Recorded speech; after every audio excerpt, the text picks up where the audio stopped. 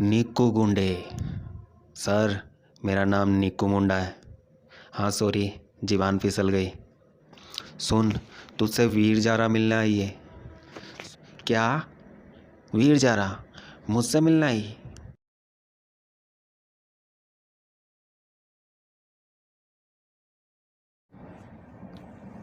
निक्कू मुंडे से मिलने वीर जारा आई।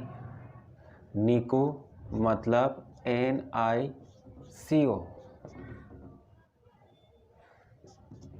मुंडे मतलब मौंड विधि।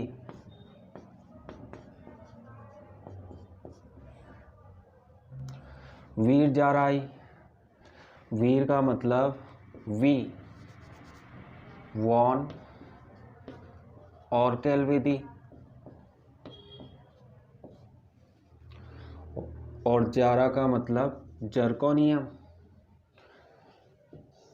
आई का मतलब आयोडीन।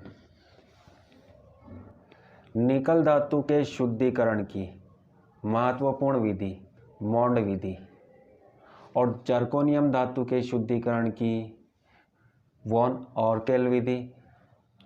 ये दोनों विधियां महत्वपूर्ण हैं और अक्सर एग्जाम में इन विधियों पर प्रश्न आते हैं। ये दोनों वाष्प अवस्था परिष्करण विधियां हैं।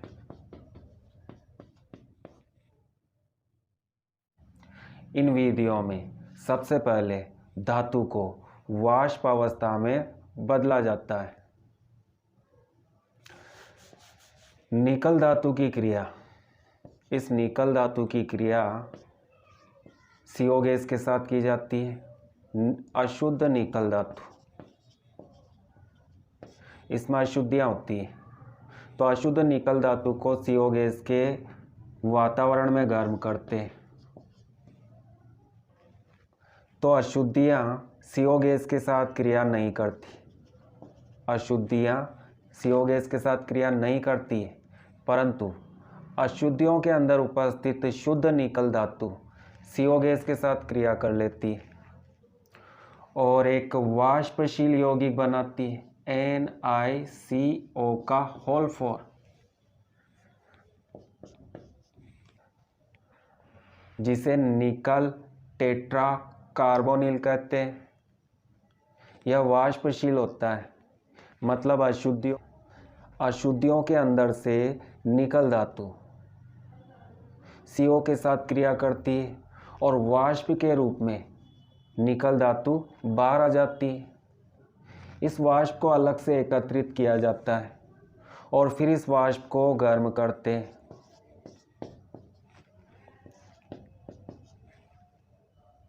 तो धातु अलग हो जाती है और CO गैस बाहर निकल जाती है। अशुद्धियाँ इसी स्थान पर रह जाती है और अशुद्धियों में से धातु अलग होकर शुद्ध अवस्था में आ जाती है। और इस विधि को, निकल धातु के शुद्धिकरण की इस विधि को मौंड विधि कहते हैं। अशुद्ध जर्कोनियम धातु ZR, इस अशुद्ध धातु को आयोडीन के साथ गर्म किया जाता है तो जर्कोनियम आयोडीन से क्रिया करके जर्कोनियम टेट्रा आयोडाइड बनाता है। यह वाष्पशील यौगिक है। यहाँ पर आयोडीन की संख्या 4 है तो यहाँ 2 लिख देते हैं। अशुद्धियाँ इसी स्थान पर रह जाती है। अशुद्धियाँ आयोडीन के साथ क्रिया नहीं करती है और जर्कोनियम आयोडीन से क्रिया कर वाष्प के रूप में, वाष्पशील यौगिक के रूप में बाहर निकल जाता है। इस वाष्पशील यौगिक को गर्म करते हैं तो जर्कोनियम अलग और आयोडीन अलग हो जाता है।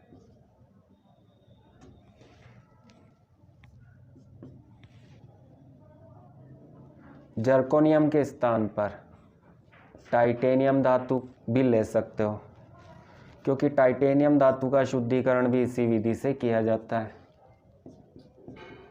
तो यह टाइटेनियम धातु के शुद्धिकरण की विधि है।